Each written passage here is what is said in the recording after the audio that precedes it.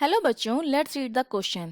The question is five charges Q1, Q2, Q3 and Q4 are fixed at their positions and shows in figure.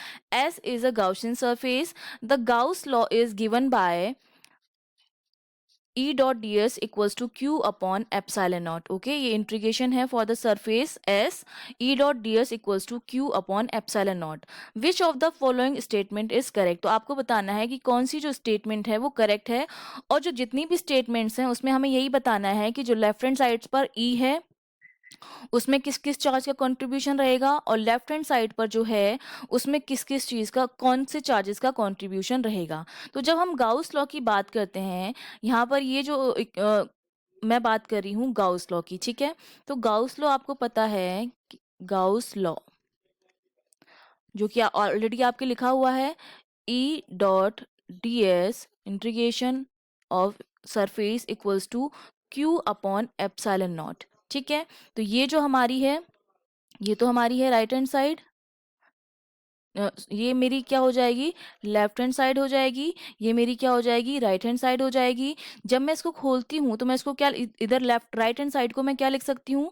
मैं अगर right hand side को लिखना चाहूँ तो right hand side मेरा क्या हो जाएगा, 1/एप्सिलॉन नॉट. और जो चार्ज यहाँ पर आता है, ये चार्ज होता है summation of charge enclose the surface. Enclose surface के अंदर, इनक्लोज सरफेस का मतलब होता है, यहाँ पर अगर मैं इनक्लोज सरफेस की बात कर रही हूँ, दैट सिंपली मीन्स मैं बात कर रही हूँ गाउसियन सरफेस की. ठीक है, अगर मैं इनक्लोज सरफेस की बात कर रही हूँ, दैट सिंपली मीन्स मैं गाउसियन सरफेस की बात कर रही हूँ.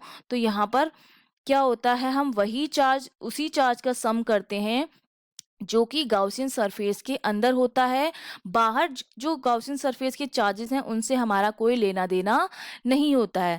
और जो लेफ्ट हैंड साइड में आ रहा है इलेक्ट्रिक फील्ड, उस इलेक्ट्रिक फील्ड में हम समेशन करते हैं. वो इलेक्ट्रिक फील्ड जो होता है वो सारे चार्जेस को क्या करता है, इंक्लूड करता है. जो इलेक्ट्रिक फील्ड है वो किसकी वजह से होता है, सारे चार्जेस की वजह से होता है. तो जो लेफ्ट हैंड साइड में जो इलेक्ट्रिक फील्ड आया है ई डॉट डी एस, यहाँ पर जो ई होता है because of all the charges present, all the charges. लेकिन राइट हैंड साइड पर जो क्यू होता है वो केवल किसके लिए होता है, केवल इनक्लोज सरफेस का टोटल ही आता है. ठीक है, तो आपको पता चल गया कि लेफ्ट हैंड साइड जो होता है उसमें तो कंट्रीब्यूशन होता है सारे चार्जेस का, लेकिन राइट हैंड साइड में कंट्रीब्यूशन होता है केवल इनक्लोज्ड चार्जेस का. वो चार्जेस जो कि गाउसियन सरफेस के अंदर हैं, केवल उन्हीं का कंट्रीब्यूशन होता है. ठीक है, तो हम देख लेते हैं ऑप्शन कौन सा सही रहेगा. ए ऑप्शन में लिखा हुआ ई on the left hand side of the above equation will have a contribution of Q1, Q5 and Q3. तो ये बिल्कुल गलत है, क्योंकि जो ई है लेफ्ट हैंड साइड में उसमें कंट्रीब्यूशन रहेगा सारे चार्जेस का, आइदर वो गाउसियन सरफेस के अंदर हैं और बाहर हैं. तो ऑप्शन 1 तो हमारा गलत हो गया.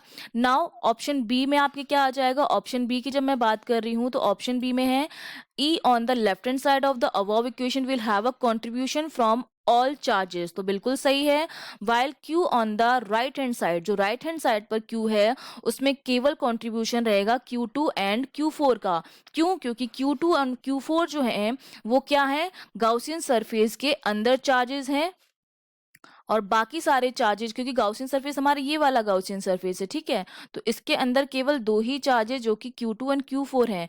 तो लेफ्ट राइट हैंड साइड में जो Q हम कर रहे हैं, समेशन कर रहे हैं इनक्लोज सरफेस के अंदर Q का, उसमें केवल Q2 एंड Q4 आएंगे. सरफेस के बाहर वाले चार्जेस जो होंगे वो नहीं आएंगे, और इलेक्ट्रिक फील्ड में सारे चार्जेस का कॉन्ट्रीब्यूशन रहेगा. दैट मीन्स बी ऑप्शन जो है हमारा बिल्कुल करेक्ट ऑप्शन है. Okay, I hope you understood well. All the best.